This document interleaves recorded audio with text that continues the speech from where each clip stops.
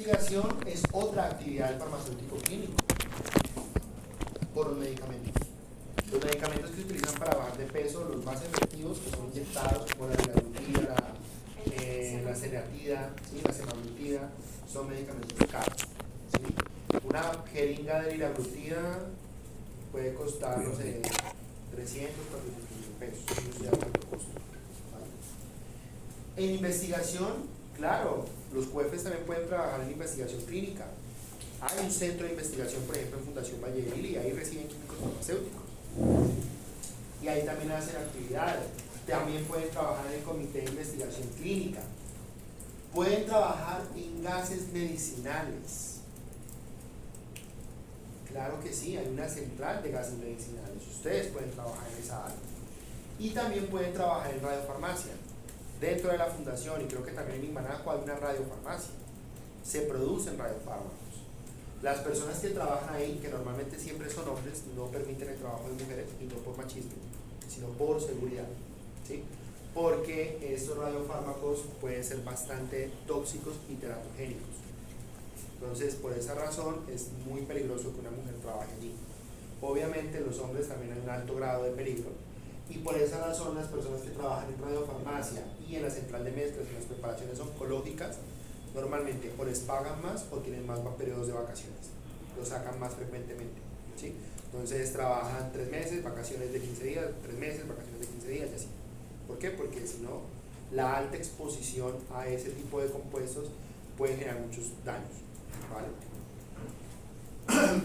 Entonces miren que aquí están todos los escenarios donde un químico farmacéutico dentro de una clínica o un hospital puede trabajar. O sea que no solamente es uno y que nosotros siempre hemos visto, hay muchos más. La farmacia clínica entonces específicamente busca el desarrollo de una actitud profesional y práctica del farmacéutico que está orientada al paciente, como ya se los mencioné, y acá están todas las actividades de la farmacia clínica que se pueden desarrollar.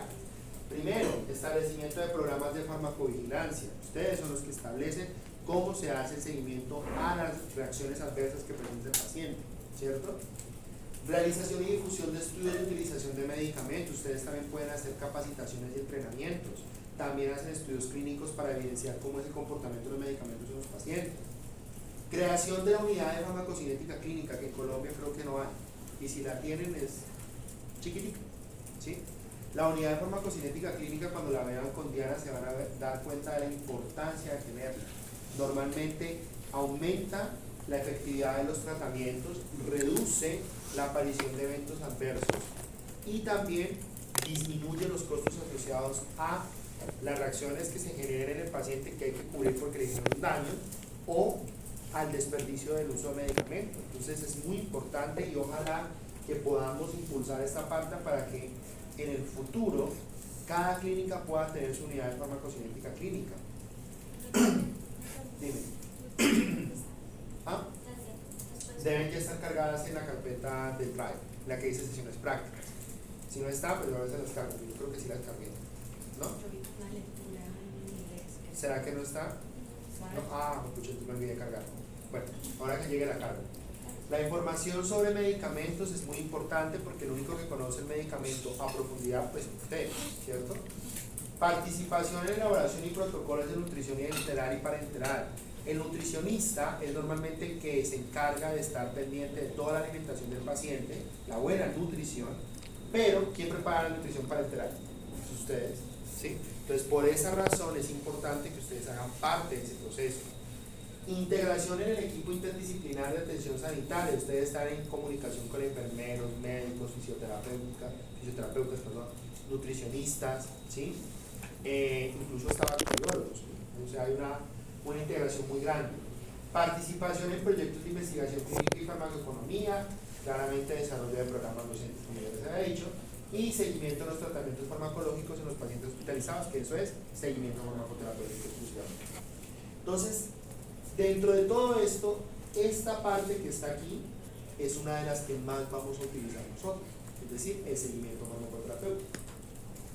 ¿Qué es entonces? El seguimiento farmacoterapéutico es un servicio profesional. Esto no lo hace ni el auxiliar de farmacia ni el regente de farmacia.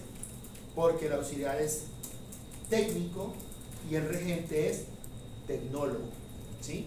Y la norma nos dice que es un servicio profesional, o sea que únicamente lo debe hacer ¿quién? El químico farmacéutico. ¿Cuál es el objetivo del del seguimiento farmacoterapéutico? Detectar problemas relacionados con los medicamentos o PRMs, que eso lo vieron en el semestre pasado, y de esa manera prevenir y resolver los resultados negativos asociados a la medicación, que esos son los RNMs, ¿vale? Este proceso debe proveerse de forma continuada, sistematizada y documentada. No es que ustedes le hacen seguimiento al paciente hoy y lo dejaron hasta la eternidad. No, el paciente se monitorea continuamente. Se debe hacer sistematizado porque hay un, digamos, protocolo para hacer seguimiento farmacoterapéutico. Hay un esquema. Y el esquema, por ejemplo, en el caso de nosotros, ¿cuál es? El formato de informes de seguimiento farmacoterapéutico, ¿sí? La metodología SOAP es justamente ese sistema que se utiliza. Y es documentado porque no puede quedar en el aire. ¿Se imaginan que ustedes digan que hubo un problema con el paciente, lo resolvieron y eso quedó ahí? Todo se debe registrar, porque si no lo registran, ¿cómo tienen evidencias para sustentar que su proceso de seguimiento farmacoterapéutico sirve? Y obviamente es importante para el paciente. Eso se hace en colaboración ¿con quién? Con el paciente y los demás profesionales del sistema de salud. Ustedes no pueden trabajar solos, muchachos. Profe, es que los médicos son antipáticos, sí, pero no son todos. Es que las enfermeras son groseras, sí, pero no son todas. Yo sé que hay veces que ustedes se han encontrado, no sé si lo han hecho o si se lo van a encontrar, que hay enfermeros y enfermeras que les dieron como cómo ser gonorrea parte 1, parte 2 y parte 3. Créanme. Pero literalmente no todas son así. ¿Sí? No sé si es, digamos, de alguna forma la dificultad que tiene como profesional la enfermera o el enfermero, ¿sí? Al enfrentarse al paciente y a la familia, que la familia puede ser un dolor de cabeza, pero pueden encontrarse personas que son bien, son buenas personas. No todos son así, ¿vale? Con el fin de alcanzar ¿qué? Resultados concretos que mejoren la calidad de vida, la vida del paciente. Ese es el enfoque principal, su paciente. A usted no le interesa si la enfermera le hizo mala cara, si le hizo el ojito chueco, si no le quiso hablar. Eso no les interesa, ustedes cumplan con su labor. Aquí está, de alguna manera, es este proceso sistematizado continuo.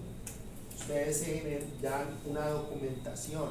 Esta documentación no hace referencia a que ustedes van a escribir, ¿sí? Cuando yo me documento, ¿qué estoy haciendo? Estoy investigando, estoy buscando, estoy leyendo. A eso hace referencia. Luego ustedes evalúan, y cuando evalúan, utilizan formatos que tienen ya sea la clínica o que en este caso tenemos en la clase, que es el perfil farmacoterapéutico. Y luego viene la intervención. La intervención es la que ustedes le brindan al otro profesional de la salud o incluso al mismo paciente, ¿sí? ¿Respecto a qué? A cómo debe tomar los medicamentos. Eso es una intervención. Esto claramente se debe documentar, es decir, se debe registrar. Resulta que para revisar la medicación o para revisar los medicamentos que toma el paciente, se ha desarrollado un proceso, digamos, como estructurado, ¿sí? Y esa evaluación estructurada de la medicación tiene como objetivo optimizar y mejorar los resultados en salud del paciente. ¿Cómo se ha clasificado esto? Resulta que tenemos una caracterización tipo 1, tipo 2 y tipo 3, ¿cierto? La tipo 1 va a ser la más simple. La tipo 2, A y B van a estar en un nivel intermedio y la tipo 3 va a estar en un nivel avanzado de revisión de la medicación, ¿cierto? ¿Qué hacen en la tipo 1 o en qué se enfocan exclusivamente? En la historia farmacoterapéutica, ¿sí? Es decir, ustedes tienen, por ejemplo, la fórmula médica que le mandó el médico, el paciente, ¿cierto?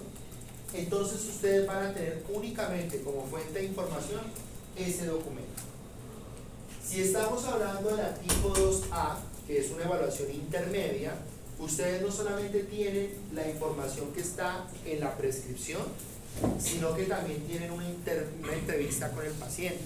Resulta que ustedes tuvieron consulta con el paciente.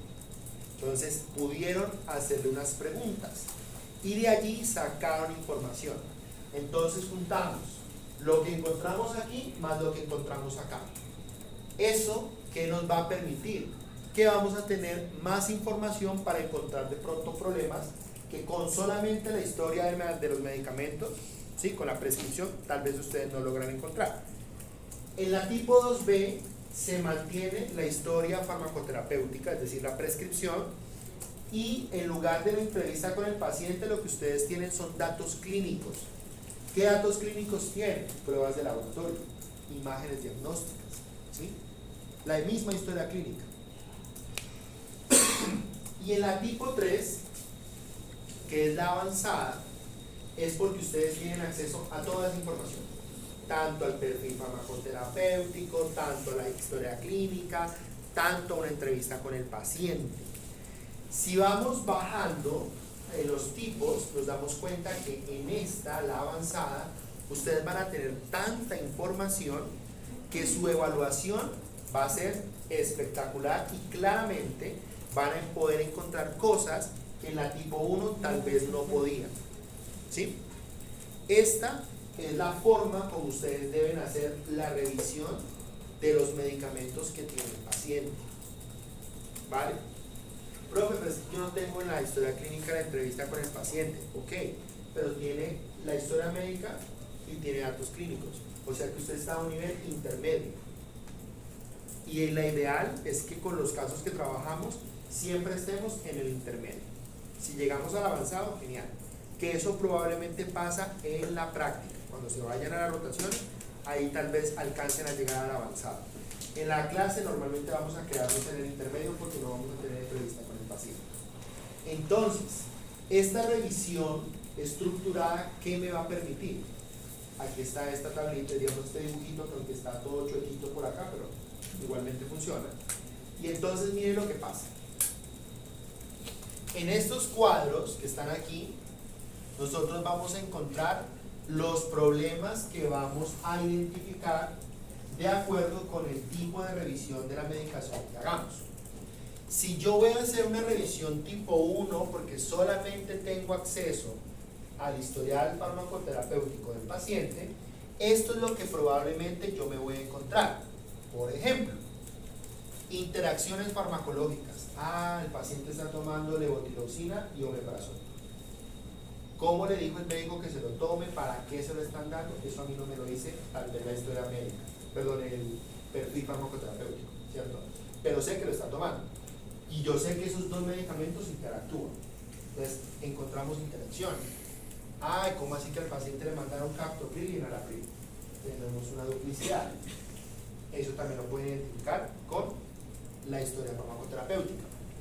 Pueden encontrar contraindicaciones derivadas del género o la edad del paciente. Este paciente está tomando un medicamento, ¿cierto? Y resulta que está embarazada. Y ese medicamento puede ser teratogénico. No se puede tomar. Podemos encontrar, por ejemplo, la carga de medicamentos sedantes o serotoninérgicos que estén utilizando, ¿sí? Es decir, la cantidad, ¿vale? Podemos identificar duración, dosificación e intervalos de acuerdo con la prescripción que genera el paciente médico, ¿cierto? ¿Por qué? Porque el médico no solamente le dice enalapril, le dice enalapril, tantos miligramos, tantos días, en tales horas, ¿vale? Eso se identifica fácilmente allí. El costo del medicamento. Resulta que el médico me está mandando un fármaco que es mucho más costoso cuando hay una posibilidad que es muy efectiva, que está aprobada y que es más económica. Pues ahí yo puedo identificar ese problema y corregirlo. y pueden encontrar algo de adherencia, ¿sí? Algún problemita de adherencia lo pueden identificar. Por ejemplo, ¿ustedes qué creen que podrían identificar como problema de adherencia solamente evaluando la historia médica farmacoterapéutica, más bien, ¿sí?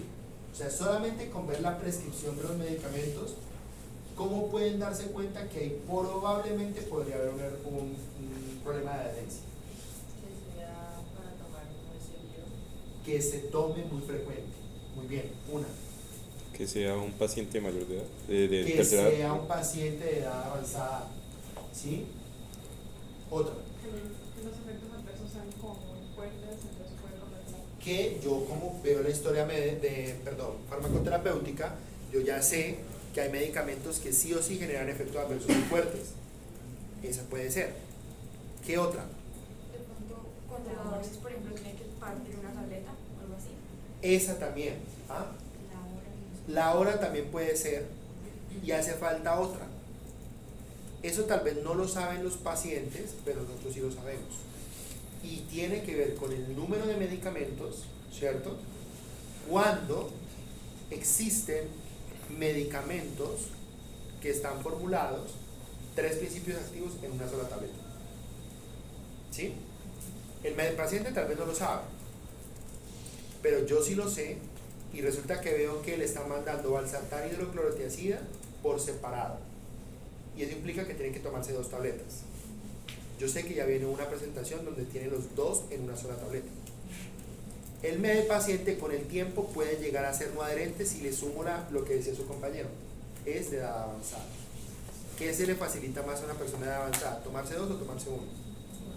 Una. Entonces yo puedo anticiparme a un problema de adherencia solamente con la prescripción, ¿vale? Ahora, si yo a esa prescripción le adiciono la entrevista con el paciente, porque vamos a hacer de cuenta que Ángela es la paciente el día de hoy y yo tengo la prescripción de Ángela, y Ángela llega conmigo, ¿cierto?, a una consulta farmacéutica y la puedo entrevistar. Ahora amplío la información que puedo generar, ¿sí?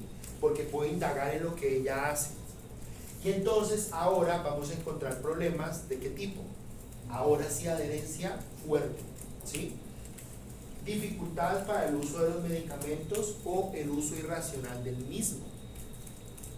Por ejemplo, Ángela me dice, es que no sé cómo abrir el medicamento porque es que tiene una forma, un dispositivo muy raro. Eso hace parte de la educación en salud. Miren, muchachos, a veces es tan difícil abrir el jarabe de la acetaminofén del Dolex, porque hay que presionarlo y girarlo, porque eso es a prueba de niños, pero es a prueba de adultos también. ¿Sí? Eso parece bobo, pero los pacientes no lo saben. ¿Cómo utilizar un medicamento subcutáneo? No tienen ni idea de dónde tienen que aplicárselo. ¿Cómo aplicarse una insulina? Hace parte de su formación como pacientes. Y es la formación quien la brinda, el profesional de la salud. Si no lo hizo el médico, que rara vez lo hace, si no lo hizo la enfermera, que normalmente lo puede hacer, si es que lo sabe, lo deben hacer ustedes. Y más con medicamentos que son peligrosos y costosos, ¿sí? Y que la vida depende de ese medicamento. Imagínense que un paciente no se aplica la insulina. Aquí está, miren, instrucciones incorrectas relacionadas con la información del medicamento y también reacciones adversas de los fármacos y algunos aspectos de efectividad. Eso lo pueden ustedes indagar durante la entrevista. No, lo que pasa es que estoy tomando omeprazol y el omeprazol no me funciona. Yo sigo con gastritis, dolor, pues yo no les van a decir dolor en el epigastrio, ¿no? Pero les va a decir que les duele aquí la boca del estómago, que les duele por acá, ¿cierto? Que tienen acidez. Eso sí se los pueden decir en sus palabras, pues, coloquiales. Ustedes lo traducen al término médico. Pero resulta que les digo yo, que en este caso estoy haciendo el paciente, sí, entonces no me está funcionando, pero es que yo me tomo el omeprazol en la noche. No sirve para nada. ¿Sí? Ahí encontré un problema de efectividad. Y fue porque el paciente tal vez no se le explicó cómo debía tomar el medicamento. Entonces, al hacer la entrevista, encuentran más problemas probablemente en el paciente. Si hacen una revisión tipo 2B, aquí ya lo que estamos teniendo en cuenta son las prescripciones o la información que está en la prescripción más los datos clínicos. Y entonces, ¿qué puede encontrar? Pues puede encontrar, por ejemplo, condiciones no tratadas. El paciente está con una hipercolesterolemia voladísima.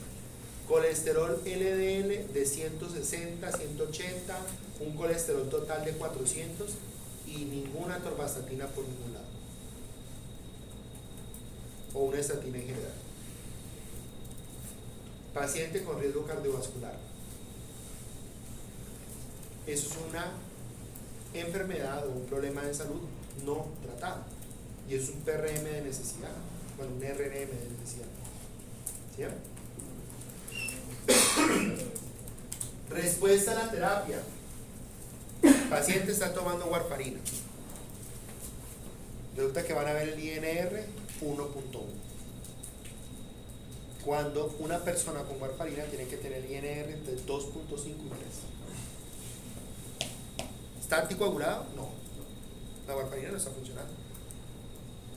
¿Qué pasa en ese paciente si, por ejemplo, tiene una fibrilación auricular valvular? Le genera un trombo, se le va al cerebro y pum, se muere. O le genera un trombo, se le va al pulmón y pum, una embolia pulmonar. Entonces, los datos clínicos nos brindan más información todavía. Y todo lo que ustedes ven aquí puede seguir aumentando los problemas.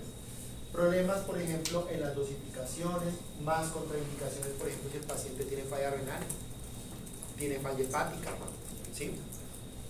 Reacciones adversas claramente. ¿Qué pasa cuando yo tengo la tipo 3? Pues tengo acceso a todo esto. O sea, yo me puedo encontrar todo eso que está allí, o no me puedo encontrar nada si todo está bien. ¿Vale? Entonces, a medida que aumentan el tipo en la caracterización, pues más información van a tener y más cosas pueden encontrar. ¿Es claro esto que les acabo de explicar, muchachos? Esta es la forma como ustedes deben analizar a su paciente.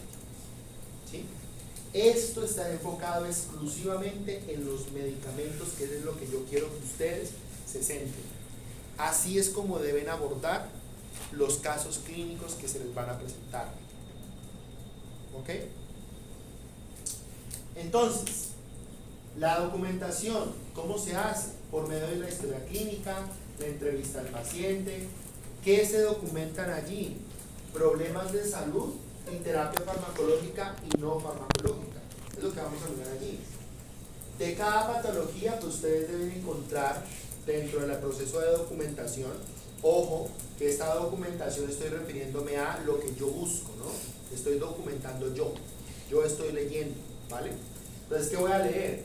La epidemiología, la fisiopatología, cómo las tratan esas enfermedades que tiene el paciente. Para eso, ¿qué utilizo? Principalmente ahora ya no es el libro de fármaco únicamente. Lo más importante son las guías de práctica clínica. Compendios o libros claramente nos van a servir. Y también podemos encontrar fichas técnicas y bases de datos. Las bases de datos se convierten en nuestra otra mano aliada para la búsqueda de información de medicamentos y ajustes de dosis de los fármacos, correcciones, ¿sí? Entonces, las bases de datos no las pueden olvidar. Aspectos claves que se deben tener, pues ya les dije lo que estábamos viendo ahorita, por medio de la historia clínica, la entrevista al paciente, lo que se documentó, y paciente como centro de la atención. Siempre se van a dar cuenta que todo lo que hagan en el seguimiento farmacoterapéutico está enfocado y dirigido específicamente al paciente. Dentro de la historia clínica, ustedes van a tener una documentación completa de la estancia hospitalaria del paciente, ¿sí? Todo lo que se haga en el paciente cuando está dentro de la clínica o el hospital debe quedar documentado en la historia, ¿sí? O sea que su fuente principal de información va a ser la historia clínica. Profe, hay veces que los médicos no saben escribir y escriben a las patadas. Sí, es verdad. Pero la mayoría de las cosas importantes deben estar ahí. ¿Listo? ¿Cómo deben leer una historia clínica? Vamos a ver las recomendaciones. Primero, datos generales, documentos personales, número de la historia clínica, edad, sexo. En nuestro campo académico, el documento personal, por decir, en la tarjeta de identidad o la cédula de la persona, no nos interesa. ¿Por qué? Porque ustedes no están allá trabajando. Cuando uno trabaja en la fundación, en el Imbanaco, en la clínica, en la que sea, ¿sí? En esas, los datos personales como la cédula o en el caso de fundación el número de episodio es muy importante. ¿Por qué razón? Porque con eso hacen la búsqueda del paciente dentro de todas las camas, ¿sí? Entonces eso sí ya es relevante. Pero a ustedes, ¿qué les va a interesar? La edad, sexo de la persona, ¿sí? Peso, exactamente, altura. La superficie corporal no, porque la pueden calcular con la altura y el peso, ¿sí? Esos datos antropométricos son muy importantes. ¿Se imaginan que ustedes le estén dando una dosificación para un hombre y sea una mujer? No está bien. O le están dando una dosificación para un adulto y es un pediátrico, o es un adulto mayor. Hay que tener cuidado. Entonces, esa información es lo primero que yo reviso. Luego, la anamnesis, motivo de consulta. Los médicos en la clínica de Fundación Valle del Lili tienen, no sé si obligatorio, pero siempre he visto que el motivo de consulta que se coloca en la historia clínica es tal cual lo que el paciente les dijo. Si llegó a la clínica en urgencias y el paciente dijo es que me duele la rodilla, lo que va a colocar el médico en la historia clínica, la primera frase es me duele la rodilla. Si el paciente dijo es que tengo un enrojecimiento en el ojo, tiene enrojecimiento en el ojo. Palabras tan sencillas como es que me duele la espalda, es que sigo mala. Motivo de consulta, sigue mal. Se coloca tal cual. Profe, y si dice literalmente me salió una vaina en el cuello. Así, Me salió una vaina en el cuello. Tal cual se coloca. ¿Sí? Más abajo ya el médico traduce y amplía la información de la vaina que le salió en el cuello. ¿Sí? Pero el motivo de consulta es tal cual lo que dice el paciente. Los antecedentes familiares y personales. ¿Qué antecedente familiar? Mi papá tiene hipertensión, mi papá murió de cáncer, mi mamá murió de infarto, mi tío abuelo murió de infarto, ¿sí? Todos esos antecedentes personales son importantes. ¿Qué antecedentes, familiares? ¿Qué antecedentes personales son importantes? ¿Qué enfermedades tiene? ¿Qué cirugías ha tenido? ¿Qué medicamentos toma o ha tomado? ¿Y alergias? ¿Ah? ¿Alergias? Las alergias, gracias. Toda esa información es personal, ¿vale? Los medicamentos son el centro de atención de la anamnesis para el médico y también para nosotros, porque deben hacer conciliación. ¿Qué es la conciliación, muchachos? Eso es lo que veo que han visto en la asistencia. Que si ella llegó con 3 medicamentos, que se asegure que cuando entre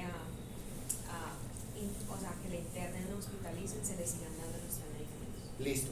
Y esos medicamentos, por ejemplo, si yo le digo que el paciente que viene con captopril, captopril, metformina e hidroclorotiazida, ¿tienen que ser exactamente los mismos dentro de la clínica? No necesariamente. Muchas gracias. ¿Sí? Pueden ser otros siempre y cuando sirvan para las indicaciones para las cuales estaban prescritos esos medicamentos que tenía en la casa. La conciliación medicamentosa se hace cuando yo llego a la clínica. Entonces, si yo llego hoy con urgencias a la Fundación Valle del Lili, me atiende el médico de urgencias, ¿cierto? Ahí es el único momento donde se hace conciliación de medicamentos. ¿O cuándo más se hace conciliación de medicamentos? Cuando el paciente explica, no sé, por ejemplo, en el último caso que hicimos, a ella le hicieron la conciliación como al quinto día después de haber estado en urgencias. Bueno, digamos que porque estaba inconsciente, listo. Pero ¿en qué otros momentos se debe hacer la conciliación de medicamentos?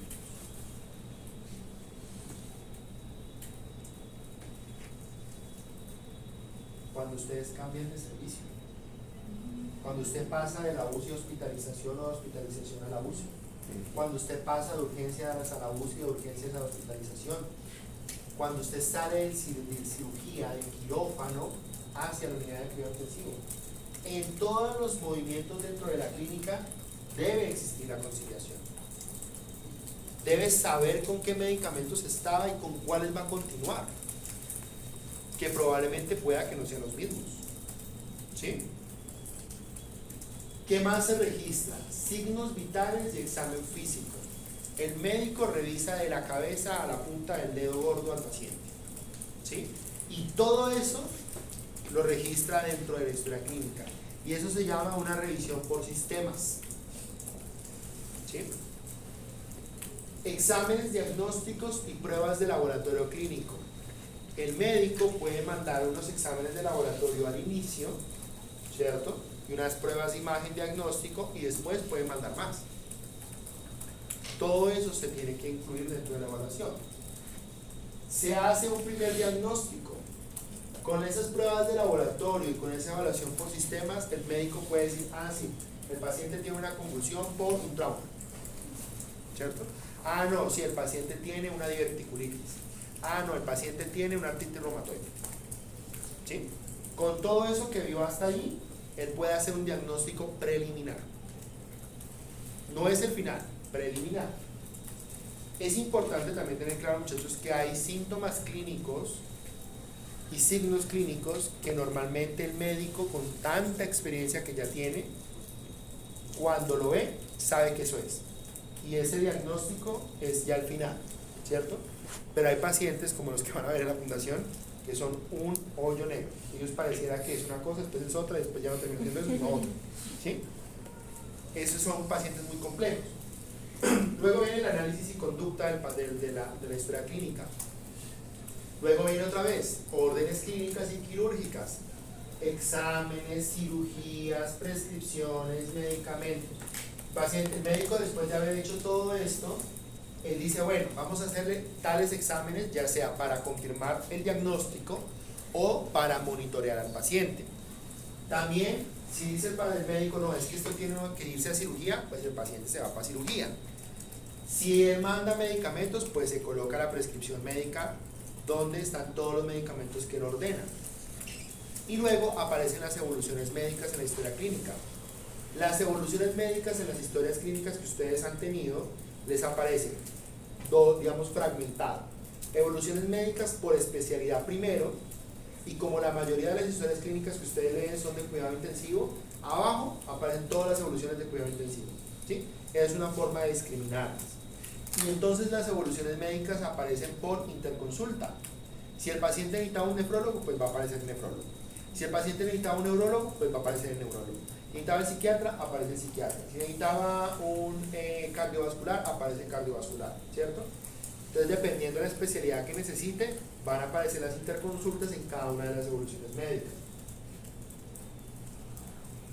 Entonces, bueno, esto es lo que ya estábamos viendo. Y dentro de todo ese proceso, cuando ustedes evalúan la historia clínica del paciente, ustedes hacen una documentación, que es lo que ya acabamos de ver, y hacen una evaluación de esa información que encontraron, utilizando los compendios, los libros y las guías de práctica clínica. ¿Sí? Toda esa información que encontraban en la historia clínica, más entrevista al paciente si es que la tuvieron, luego la utilizan para analizarla. Y la analizan con frente a qué? A lo que está reportado en la literatura, lo que está reportado en las guías de práctica clínica y también lo que está reportado en su experiencia. ¿Cuáles son las fuentes de información más importantes de nuestro curso este semestre? El libro más, digamos, clásico es la farmacoterapia de Dipiro, que es este que está acá, En la carpeta de Drive ustedes tienen el libro ya cargado, ¿sí? Está en PDF para que lo utilicen cuando quieran. Y nosotros tenemos siempre como otra mano, que es el libro de medicina interna de Harrison. ¿Por qué razón? Porque ahí está toda la información sobre enfermedades, ¿sí?, de medicina interna, que en realidad son casi que todas, ¿sí? Aparte, es un libro que siempre está actualizado. Esa es la 21ª edición y esto creo que es del 2022 o 2023, ¿sí? Este libro lo tienen que actualizar todo el tiempo porque el campo médico se actualiza mucho. Es un libro gigante, una cosa enorme. Es más, creo que tiene 2 tomos. Mira, hace volumen 1 y hay un volumen 2. Es tan grande que no alcanza todo en un solo libro. Entonces, estos dos van a ser sus referencias principales. ¿Ok? Pero no podemos dejar de lado las bases de datos, ¿cierto? Medscape, Hippocrates, hace rato que no se utiliza Hippocrates, pero es bueno también. Drugs, Vox Populi, Medicamentos on Click, Inbima.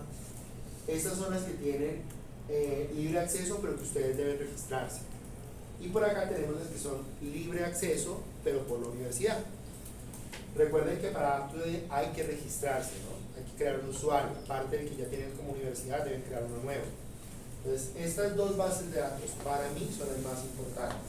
Y lo que no encuentro aquí, pues voy para acá, ¿vale? Tenemos también otras bases como Google, Scholar, Cielo y por acceso por la universidad tenemos el Web of Science, Scopus y PubMed, donde PubMed es el más importante. Es un repositorio gigantesco de NCBI que tiene artículos y revisiones bibliográficas de todo tipo, no solamente medicinas, hay de todo.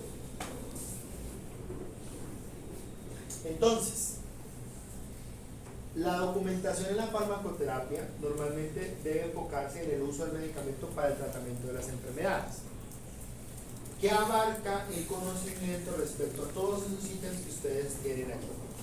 Es decir, cuando ustedes revisen los medicamentos de los pacientes, ¿qué deben tener en cuenta durante la evaluación y la búsqueda de información? ¿Sí? ¿Qué yo voy a ir a buscar a los libros, bases de datos, guías, todo? Voy a buscar aspectos de farmacodinámica y farmacocinética, voy a buscar indicaciones, voy a buscar dosis y ajuste de dosis. Ojo, muchachos, y esto se los adelanto para los informes. Si el paciente que seleccionaron para el informe corto tiene reporte de aclaramiento de creatinina o tiene reporte de creatinina sérica, ustedes hacen el cálculo de la tasa de filtración glomerular, que lo vamos a ver, y el paciente tiene falla renal y hay un medicamento que necesita ajuste de falla renal, ustedes no lo hacen, se les baja el informe. Es muy peligroso que un paciente tome un medicamento nefrotóxico, que el paciente tenga enfermedad renal y que ustedes no le hagan ajuste de dosis. Recuerden que lo que están haciendo allí es con pacientes reales y esos informes los van a revisar sus profesores de la práctica. ¿Sí? Preparación y adecuación. Esto casi no lo vemos y lo vamos a tener que ver aquí. ¿Cómo es que demonios se prepara el medicamento? Pero eso me lo tengo que aprender, es probable que no se lo tengan que aprender. Pero tienen que saber que existen formas de preparación de los medicamentos dependiendo de lo que reporta el fabricante, o hay algunos que tienen generalidades. ¿Sí? La frecuencia de administración, usted debe saber que es cada 12 horas y no cada 8. Día de administración, usted debe saber que la heparina fraccionada, como la enoxaparina, se aplica subcutánea y no se debe aplicar normalmente intravenosa. ¿Sí? Y también debe saber que la heparina no fraccionada de alto peso molecular se aplica intravenosa y no subcutánea. Tiempo de tratamiento, exclusivamente con qué medicamentos. ¿Qué medicamentos yo tengo que tener ojo puesto? Oncológicos, ¿qué más? Antibióticos, y medicamentos de pseudoanalgesia.